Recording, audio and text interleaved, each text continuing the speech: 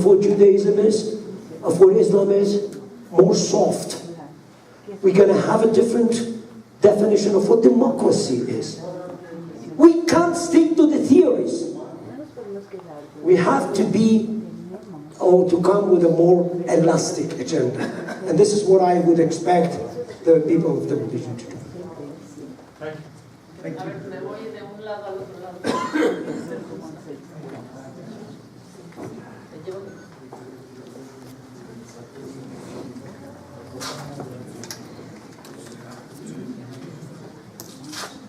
Hi. The role of the media has a lot of impact in today's politics and geopolitics, and not only, mostly in the US, and it spreads out to the whole world. Today, it spreads like things like Islamophobia. It doesn't help educate the people, and when I think of education, educating the people to know the Middle East, to think of it, to see it not with a Western eye, but with an eye of the Middle East, to see religion and Islam not as we usually see it in the media. So where is the media going, and how, as journalists, they have a lot in their hands, and how can we draw a better path in journalism for the media to somehow help, because it mostly hurts and people are very skeptic. Palestinians are skeptic, Israelis are skeptic, the whole world is skeptic of the media. So. Listen, this is, I agree with you, it's very difficult to get this mission accomplished.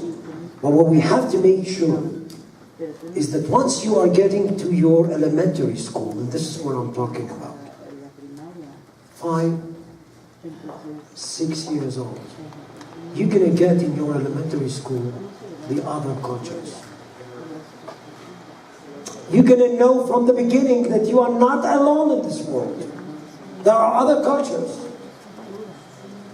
Would you be surprised if I would tell you that the number of books that were translated into Arabic from other languages in 100 years is equivalent, the whole Arab world is equivalent to what was translated into Spanish by Spain in a certain year? Try to think of what I just said. Try to think of that. If I am not being exposed to the history of the other, to the culture of the other, how on earth I could respect the other? So it's not the media. I accept your notion. The media is twisting things. It's very problematic with the media. But you have to make sure that people are being grown up with kind of a knowledge of who am I and who is the other. Respect the otherness of the other. You know, the world has sold us lies. You don't have universalism there. You can't have all the people equal. You know, equality, fraternity, this is nonsense. Where do you have equality, fraternity? It is a dream. You have to respect the notion of differences between cultures and cults and peoples. This is a taken fact. No, you don't have to change it. You have to respect it. And you are different than me. I'm different than you. I'm not going to force you to become me, and you should not do that to me. But let's find a way by which to collaborate in what we do agree on. And I think that this is the most important thing, to accept the other. So accepting the other is a slogan. How can we do that? Education, education, education. Of course, it should be bolstered and galvanized by job opportunities, by economic change, by welfare state. But it would take time. It is not a thing to be done by politicians. This is something that has to get a lot of patience and tolerance, and we should start today and not tomorrow. We've been waiting so long for the people to explain to us that globalization will do the job. and you see what happened. So let's be very modest, very prudent, take it carefully, and do what you have to do in your place. I'll do what I have to do in my place, and let's hope that the other will do the same thing there. This is the only thing we can hope for. Otherwise, we get left behind. We can allow one more question.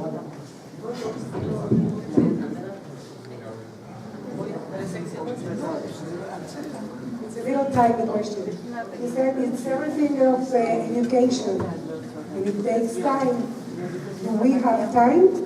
No, we don't have time. But this is why I think that one should be very pessimistic for the short run and a little bit optimistic for the medium and the long run. I have to tell you something, and this will be a concluding note. It relates to Israel. It relates to my late father. I was with him in his last hours.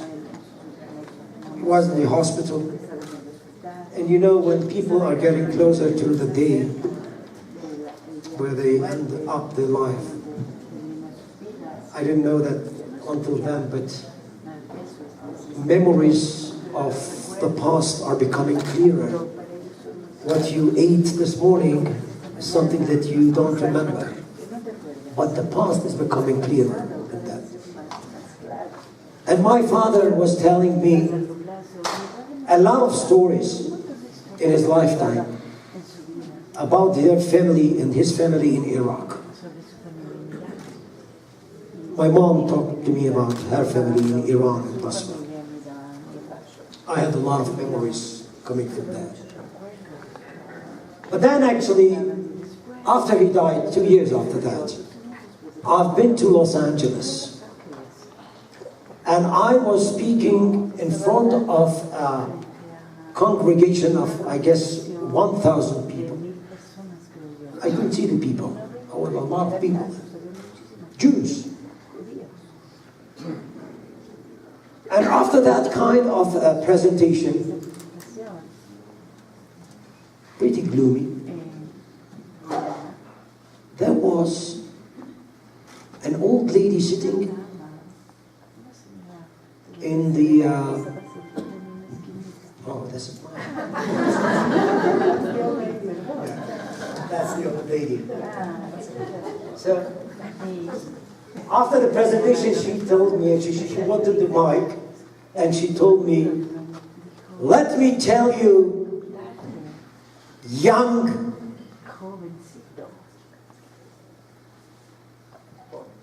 boy, me.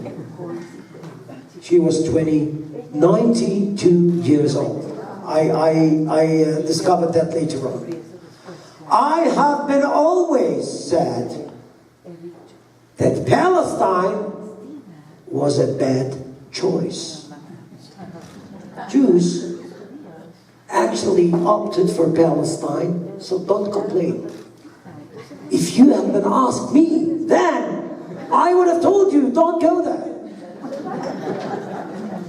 And you know, when you are an academic,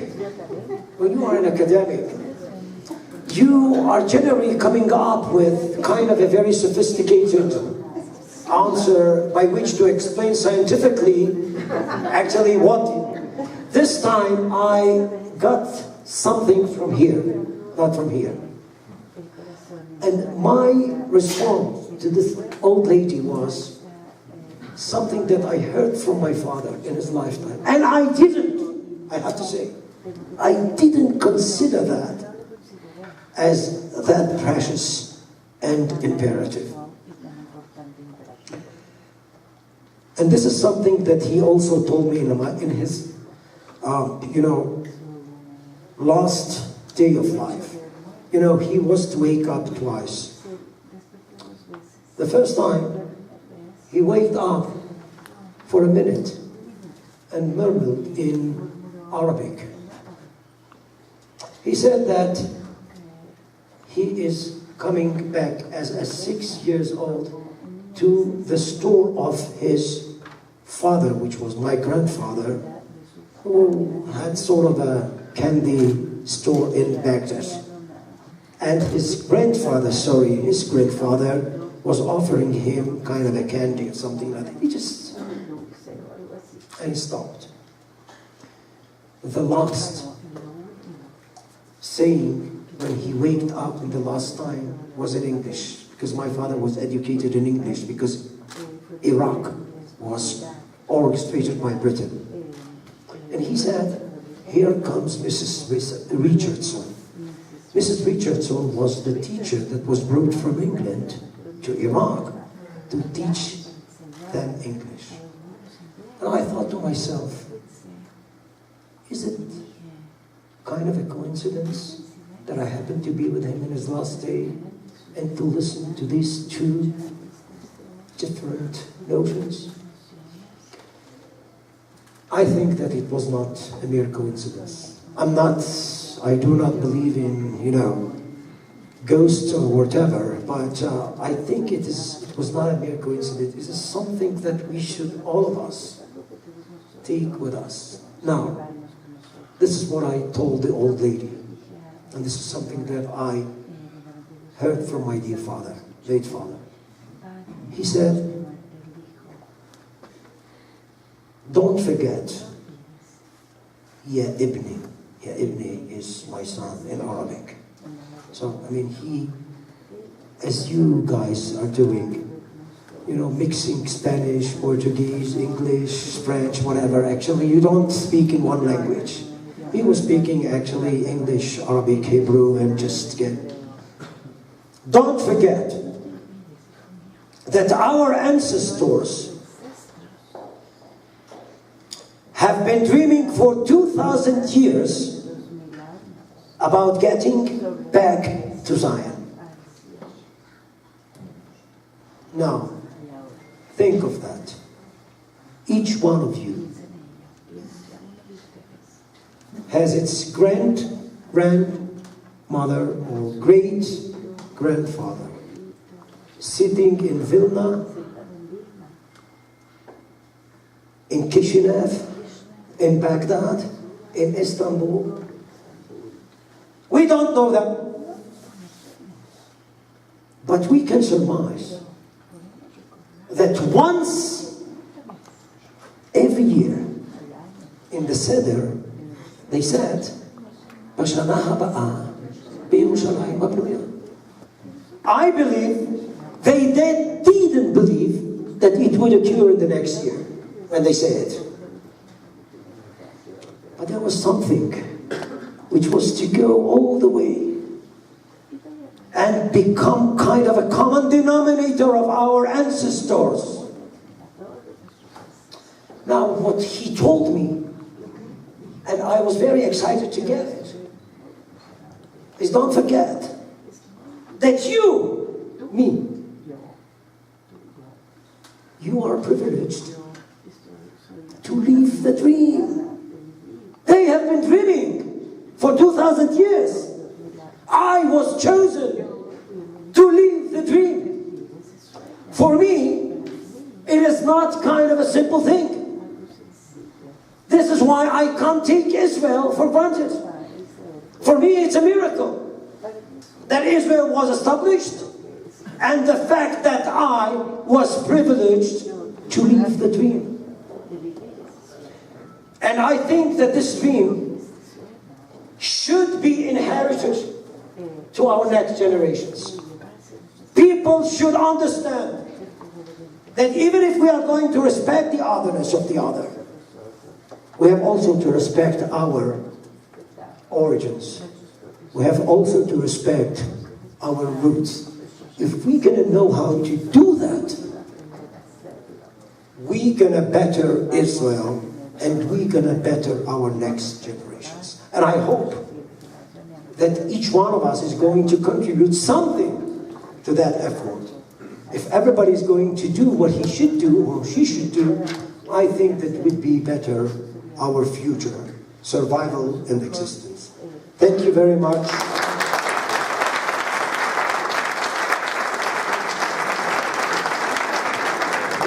Muchas gracias a todos por su presencia. Como hemos escuchado, una brillante conferencia a cargo del profesor Rabi. Creo que hay muchas cosas que quedan todavía para profundizar. Los que quieran mañana a las 20 horas en Beit Israel, hay gente que se quedó con preguntas y con dudas.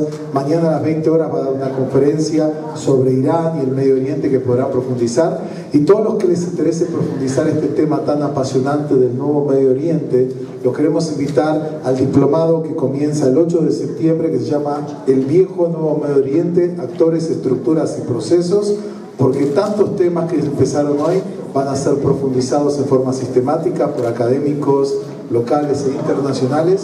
Los invitamos a interiorizarse del programa en la página web de la universidad. Muchas gracias a los amigos mexicanos de la Universidad de Tel Aviv, muchas gracias a la comunidad sefaradí y muchas gracias a ustedes por acompañarnos en este momento. Gracias. Y muchas gracias a Esther y a Yael por las interesantes preguntas que formularon. Gracias.